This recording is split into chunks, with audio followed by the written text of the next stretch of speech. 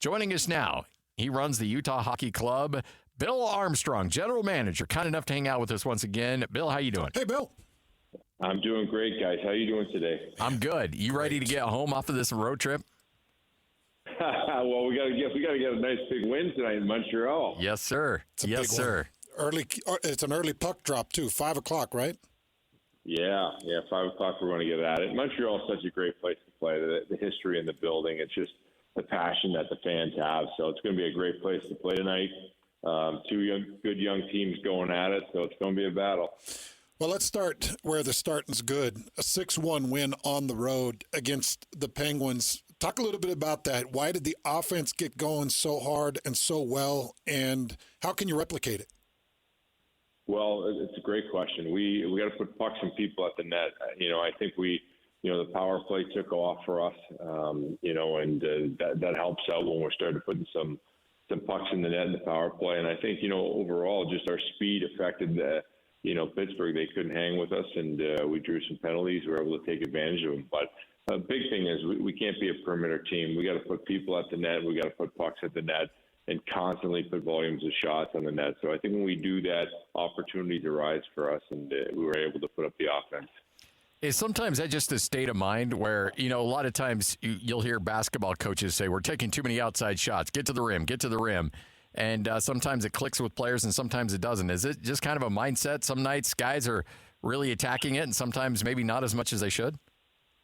Well, I think for us, to be honest with you, we struggled a little bit in some areas of scoring. We hit some posts and just had some things where we just didn't bury pucks. And, they kind of took on a life of its own. And I think whenever you go through those periods, you got to get back to being simple. You got to get back to not overpassing it, just taking the shot and crashing the net. And good things happen. It's not something that's changed over time. It's a simple thing, and we got away from it a little bit. I think we tried to play too fancy at times. And I think when we're just being a simple team and we're outworking teams and using our speed and going to the tough places on the ice in front of the net, we create offense. So I think that's a learning lesson for a young team. And, I like the way that we've played on this trip. We've lost 2 games by 1 goal and put up a lot of goals against Pittsburgh. So I think there's a good opportunity for us tonight to play the Habs here in Montreal and put the offense back on the board.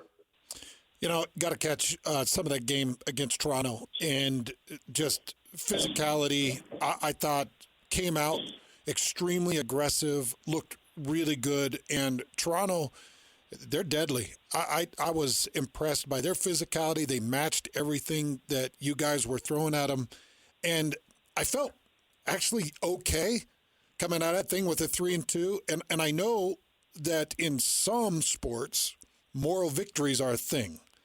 I'm curious, is a moral victory a thing in the world of NHL, in the world of hockey?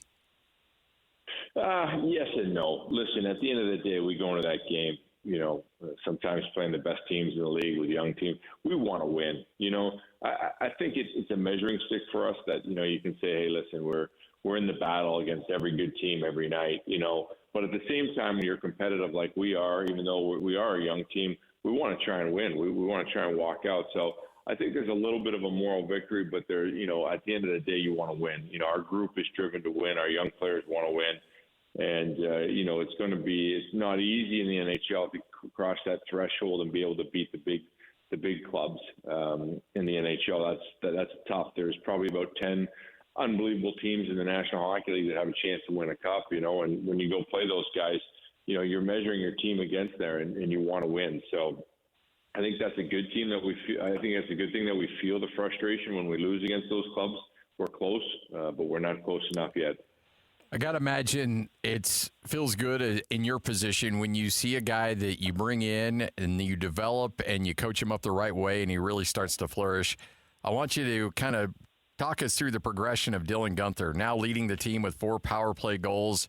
He's got 8 power play points on the season. Just how special is he turning into, and what's the ceiling on him? Well, he's got a big ceiling. He's been a great player. The goals went in early on for him, and then he had to fight to score again, and he's back. But, not only him, but Logan Cooley's of the world, they just keep developing and keep getting better. And You get the Maverick Lamrou, a young kid for us coming up, and now Jack McBain's playing well on that line. So it's been really exciting to watch the progression and not only seeing them have success, but raising them properly, raising them in an environment that, it's one thing to achieve points, but it's also you got to play the right way to help the team win, and they've done a great job. Well, I felt Jack McBain's presence a few times in that Toronto game, or at least you could feel it and see it, Bill. And you kind of mentioned him a little bit, but I believe just his third season, he's in his third season, and I would say he's considered still very young for the NHL, but he's really built himself into a pretty bold presence. Talk about his growth, his development, and what you see his future being. I just love the way Jack plays and he approaches the game. He's got a little bit of natural meanness to him. He's got some size. He bangs bodies, goes to the tough areas. What I've liked about his game lately is he's been able to, he's been able to finish. He's been able to put the puck in the net, and he's done it in a way where we've needed his scoring. So he's one of those kids that simply gets a little bit better every day that he comes to the rink. I love the way he approaches the game and the hardness that he plays it, because the way that he plays, it not only works now, but also works when you play in the playoffs. So he's going to be a big part of our organization for a long time to come. So last year when this team was in Arizona, ranked next to last, with no full-time centers, finishing above 50% when it comes to face-offs. This year, you're one of the best teams in the league in face-offs. What do you attribute that change to, and just how important that is to a team to be able to secure possession more often than not on those face-offs? Well, it's a big thing, especially on the PK. Just kills 30 seconds off the clock. But our biggest, improvement was adding Kevin Stedman to our organization. He's probably the best face-off guy in the league, and every night he's out there winning draws for us. But I think that's also helped our group. Our young guys got a little bit better. From Barrett Hayden to Logan Cooley to Jack McBain, and then also having Nick Bukestad come back in the lineup. Those guys have been good at it. They work at it every day, and they get a little bit better. But Kevin Stedman is probably the best in the league, and he's really helped our organization. Bill, can you kind of help me understand where things are at with Liam O'Brien? I look for spicy tuna every time I turn on a game. I haven't seen him on this road trip. Did I miss an injury, or what's going on with Liam? No, Liam's been out for us right now, but he's someone that's going to come back into our lineup at some point. Add some toughness and some bang to a game. We've been looking for some scoring, and Michael Carcone was a big part of that, adding secondary offense for us in the fourth line last year. And we've been struggling to score a little bit, so we've put, instead of the toughness, we've put Carcone in and tried to get his game going a little bit. So Liam will have his time that comes in and plays, and he's a valuable piece of our team. Just right now, the coaches have decided to go in a different direction and put a little more scoring into the lineup. So I don't keep tabs on the AHL like I should, or some of the other divisions. How's your rookie class looking down and getting some time and some experience? Oh, they've been pretty good.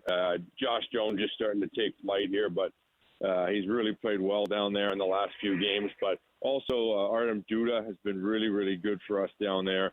And Sam Lipkin has showed some real promise, too. So it's been good. I've really liked our team. We're just around 500. We've got a young team down there, but they battle every single night. So, but, probably our most impressive rookie right now down there is Artem Duda, a young kid, Russian player, really dynamic in skating and skills. And he's been a big part of the growth down there.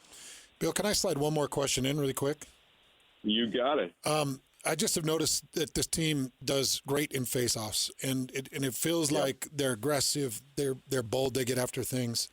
But I'm curious, and we talked a little bit about who has been the difference maker in these face-offs. Well, I think Kevin Stenlund's probably been our guy. That it's not only the centerman winning the draw, but it's also the wingers jumping in there. And the biggest guy that's had the most effect is probably our one of our coaches there, John Madden. He was one of the best in the NHL at taking face-offs, and I think he's had a huge impact in teaching our group. But Kevin Stenlund's the big guy on the face-off. He makes it happen. Well, hey, we appreciate your time. Thanks for hanging out with us as always, and look forward to catching up with you again next week. Great stuff, Bill.